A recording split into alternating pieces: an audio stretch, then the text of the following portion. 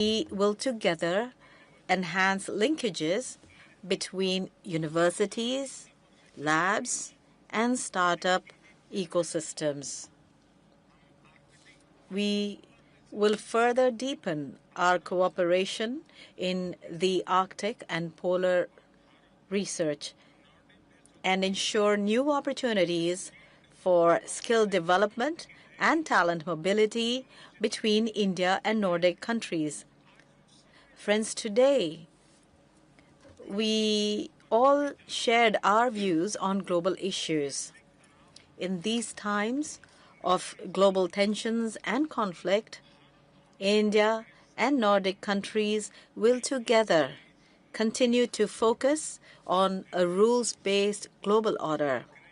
And whether it is Ukraine or West Asia, we will continue to support an early end to the conflict and efforts for peace. We agree that reforms of multilateral institutions is not only necessary, they are urgent. On terrorism as well, our stand is clear and united. No compromise, no double standards. Your Excellencies, I understand that we all speak different languages. However, sometimes just one single word is enough to underline our natural partnership. Today, in my Hindi speech, I used the word sambandh many times. During my speech, I used it. In fact, in many Nordic countries, the word sambandh means connection, relations, a bond. In Hindi also, the word sambandh means the same thing. And this is not merely a similarity in words. This shows the closeness of our views and thoughts. Let us make our sambandh in every area stronger and make India-Nordic partnership a model of shared prosperity, innovation, and a sustainable future. Thank you. Thank you very much. The next speaker is the acting Prime Minister of Denmark, Mette Frederiksen. Thank you, and first of all, thank you, Jonas, for convening this meeting today. All of us standing here on the stage believe in a rule-based world order, and unfortunately, the old world order is changing rapidly, and it's not going in the right direction. And therefore, it is even more important than before that partners who really believes in democracy actually work together.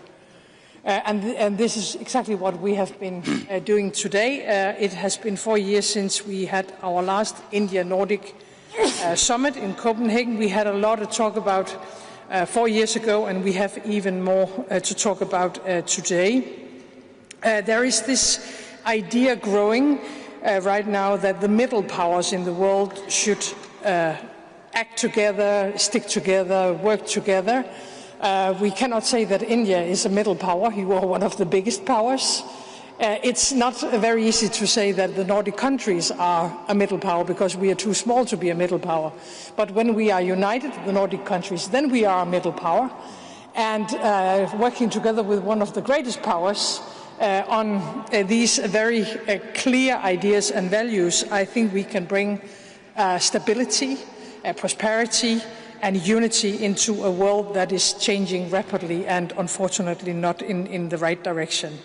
So we have had discussions today on how to integrate even further India and the Nordic countries, especially when it comes to democracy, AI, new technologies, the green transition, defense and security. And I am very optimistic when it comes to our cooperation, and I think we have agreed today to deepen our cooperation. So let's do that, and let's show the rest of the world that democracies still have the will and also the capability to move forward together. And this is what we have been discussing today. Thank you, Jonas. The next speaker is the Prime Minister of Sweden, Ulf Kristersson. Well, thank you so much. Let me first echo Mette and say, Jonas, thank you so much for convening us for this third summit. And Prime Minister, when we met 2 days ago in Sweden together with a big business delegation from Sweden and around Europe, we came back to 3 keywords all the time. It was innovation, it was scale, and it was the importance of long-term reliable relations. I think these 3 keywords, they are applicable also here today in the Nordic setting. We do appreciate that. So I want to thank you for the excellent cooperation we have and the close partnerships, bilaterally but also in the Nordic format. We all are convinced and excited about the fact that the new opportunities that the EU-India free trade agreement will bring, both to India and to Europe as a whole. And finally, I think there is a good room for expanding our partnerships in investments, in innovation, in diplomacy, as we talked about today, and also in defense cooperation. So there is a great variety of opportunities that lies before us. Thank you so much. The next speaker is the Prime Minister of Finland, Petteri Orpo. Good afternoon. First, I want to thank you, Jonas, for hosting this summit. With Prime Minister Modi and Nordic colleagues, we discussed the current international order that is characterized by geopolitical shifts, turbulence and uncertainty. We can expect this uncertainty to continue for the foreseeable future. In these turbulent times, we continue to strengthen partnerships that are based on trust, mutual respect, as well as shared democratic values and interests. The Nordics share many objectives with India. For example, strengthening the rules-based international order and responding to climate change with sustained multilateral action. Today we agreed that Finland will host the next Nordic-India summit. I also had a good bilateral discussion with Prime Minister Modi. There is a great momentum in our relations. Both President Stubb and I had a pleasure to visit India earlier this year. Earlier this spring we had established a strategic partnership in digitalization and sustainability. Finland is committed to bring this partnership into concrete actions. These interactions witness the importance and potential that we attach to collaboration with India. With the India-EU Free Trade Agreement, we set the aim of at least doubling the value of trade between India and Finland by 2030. I look forward to continuing collaboration with India bilaterally, in the Nordic context, in the EU and multilaterally. I also wish India the best success in hosting the World Circular Economy Forum this autumn. The forum is a Finnish initiative, and circular economy is one of our key areas of cooperation. Thank you. The last speaker today is the Prime Minister of Iceland, Kristrún Mjöll Frostadóttir. Thank you, and I want to start out again by thanking Prime Minister Modi for coming to visit us in this region, and also obviously Prime Minister Störe for hosting us here. I had my first bilateral meeting with Prime Minister Modi this morning, which was a very exciting meeting for us because we have such a good story to tell between these two countries. And I think in today's world, like many have said here, people need a sense of hope that unlike countries in some aspects can come together, that there's a sense of respect between nations, in dialogue, in trade, that we're not feeding a world where we're closing off, but we're opening up to each other. And so I think this summit comes at a very poignant time for us, that we can show that even though we're miles apart, as a grouping, as Nordics from India, but also for a country like Iceland, which is very different in scale and size. There are so many things that tie us together.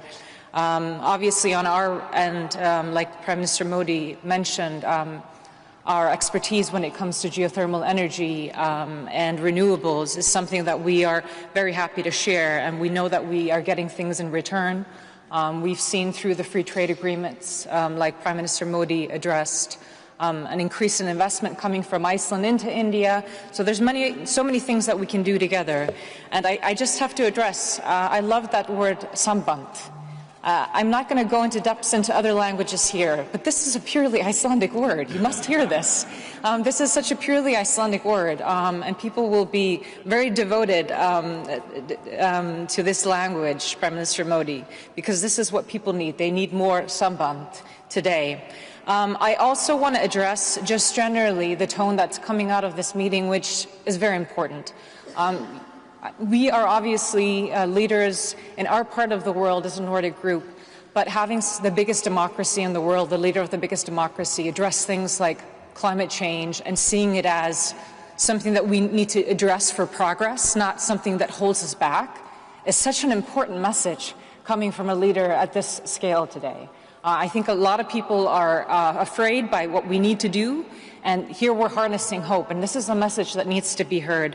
It's the same with trade and investment, that we're opening up, not closing off. It's the same with finding ways to come together on AI and tech instead of maybe pushing it aside or not wanting to adapt to it, that we have global rules and regulations on it. This is really pushing us to think.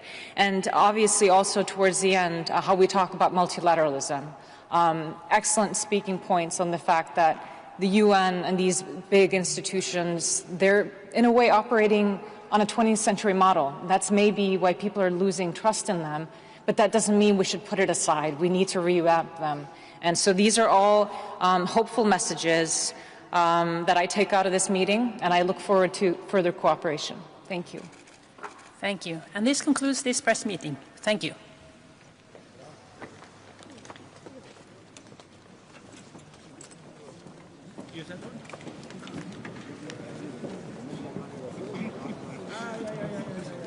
Perfect. There we are.